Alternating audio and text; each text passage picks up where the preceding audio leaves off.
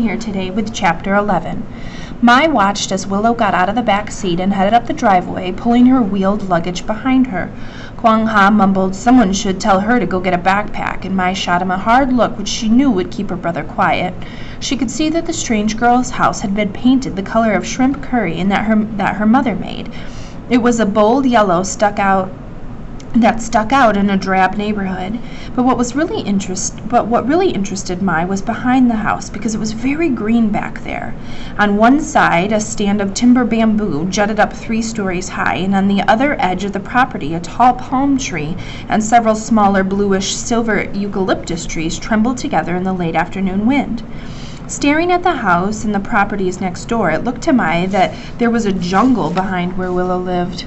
No one else had that, not in a neighborhood that spent 200 days a year without rain. Maybe, she theorized, the girl's parents owned a plant nursery.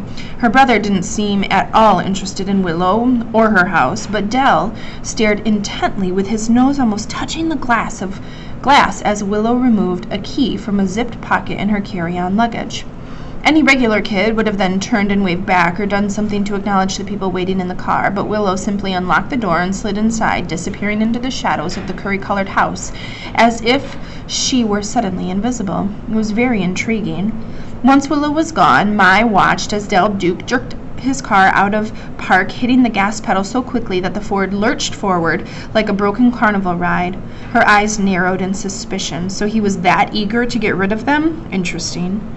She hadn't had a very good opinion of the counselor, but in the last hour she had been feeling bad about his lost cat, and now she was quickly returning to her original position. Del Duke was not a natural at his job. After Del dropped off the troublemaker and his flame-throwing sister, he headed home.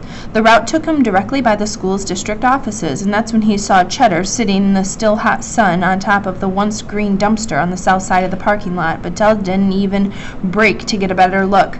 There were rats on the property, that was just a fact, so as far as Del was concerned, Cheddar could pull his own weight back there, and maybe she'd shed a pound or 2 in the process.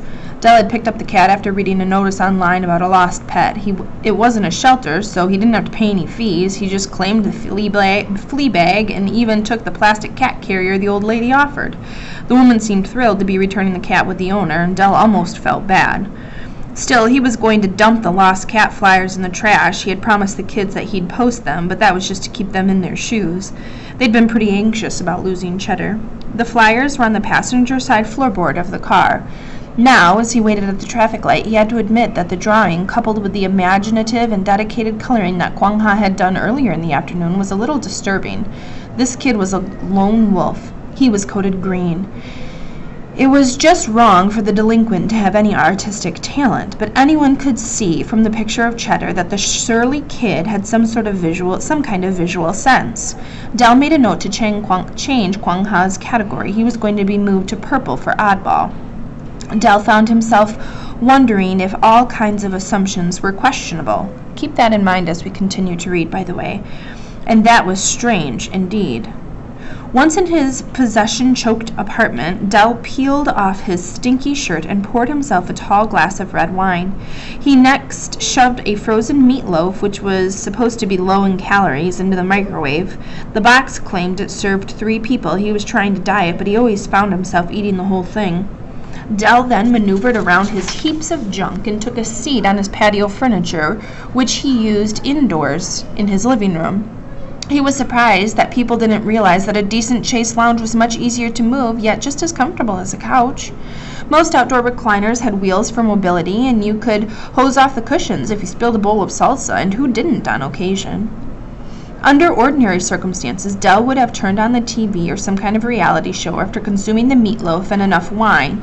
He would have fallen asleep, usually with his mouth open, which inadvertently served as a spout for pink-tinged saliva. The saliva would have stained the regular furniture, but it went through the plastic weave of the lawn chair, which was another plus.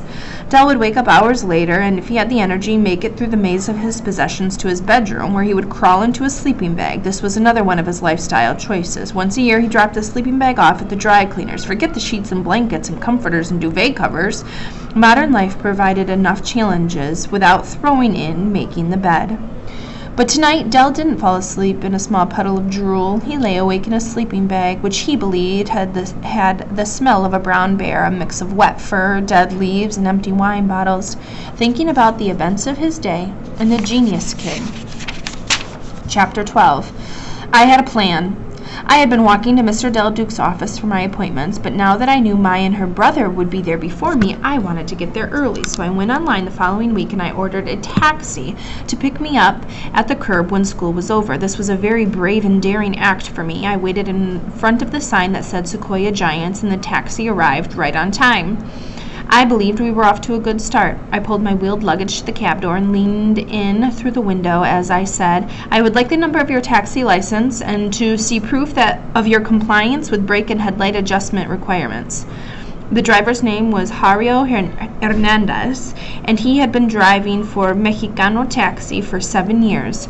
I was nervous, but he seemed nervous as well. He did not appear, however, to be somebody who would kidnap me and cut me up into small pieces. So after I reviewed his paperwork, which took considerable effort on his part to locate, I got into the back seat.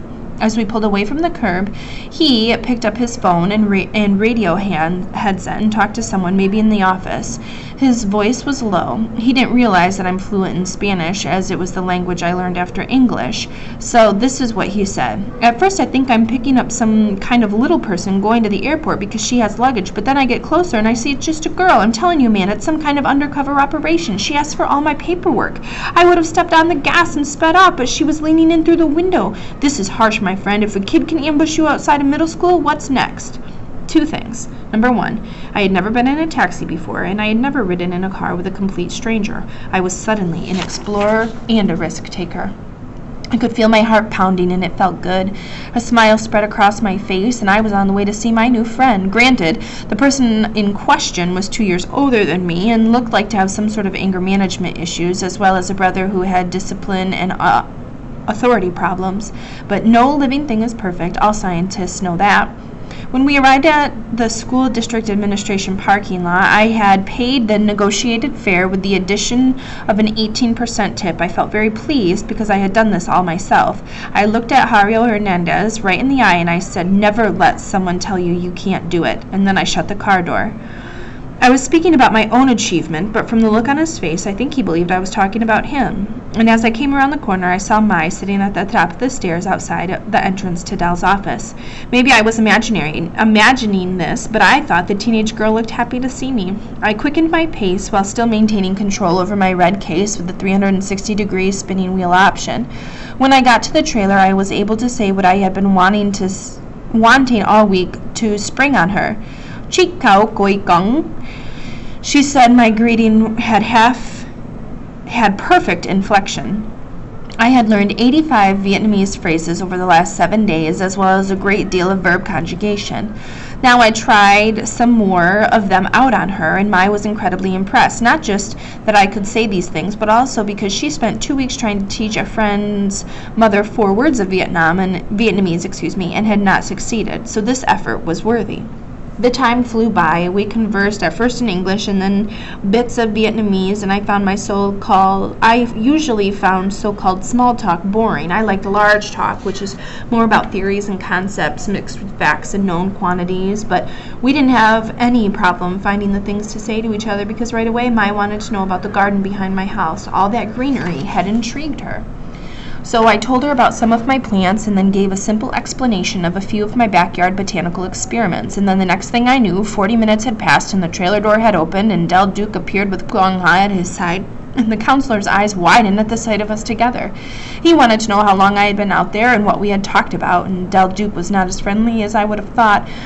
And I got the idea that maybe he wanted to push the Nugent siblings right down the stairs. His smile was stiff and awkward as he said, "All right, then, it's time for Willow session. Goodbye, kids."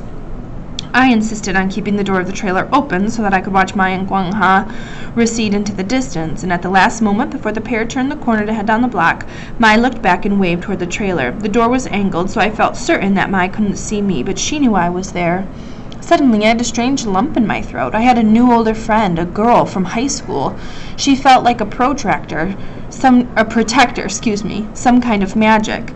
I settled into the chair and I listened to Del Duke. Today I wasn't going to take tests. He said that we were going back to word games. This time he would say an industry and I would say long-term or short-term projected financial growth. I explained to him before we started that I had very little knowledge of economics. I really considered this study a social science, not a hard science, and I wasn't interested in the squishy stuff, so I had stayed away, but he didn't listen. He was prepared for our session and had a clipboard covered with scrawled notes. I could read upside down pretty easily, and I saw right away that he lacked organization of any kind. His lists had stuff crossed out and then arrows and all sorts of redirection to bubbles of messy thought, and I decided to ignore it. The first thing he said was pharmaceutical companies. Nell instructed me to answer high growth, medium growth, no growth, or eroding market. It was a really crummy game. I thought the pharmaceutical companies were probably always growing because more medications were constantly being developed and the field of medicine was so rapidly advancing. That was just a fact. So the answer would have to be high growth, especially with an aging population. But I said eroding growth because I decided I wanted to play the opposite game. I just didn't tell him. I was going to see if he was paying attention, but what was sad was that he never caught on and shouted, "You're playing the opposite game." He just kept writing down my junk. On the way home, I evaluated my situation. Being a Sequoia giant had been a colossal disappointment, but going to the new school led to seeing the round-headed counselor, and that enabled me to meet my new friend Mai. School was better since I had figured out how to do all of that. All I have to do to get out of PE, a violent sport of volleyball, was say I had a migraine headache.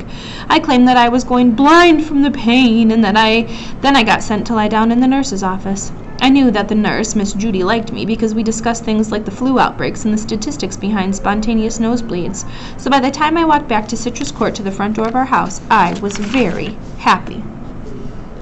Next, we'll start with Chapter 13, Jario Hernandez.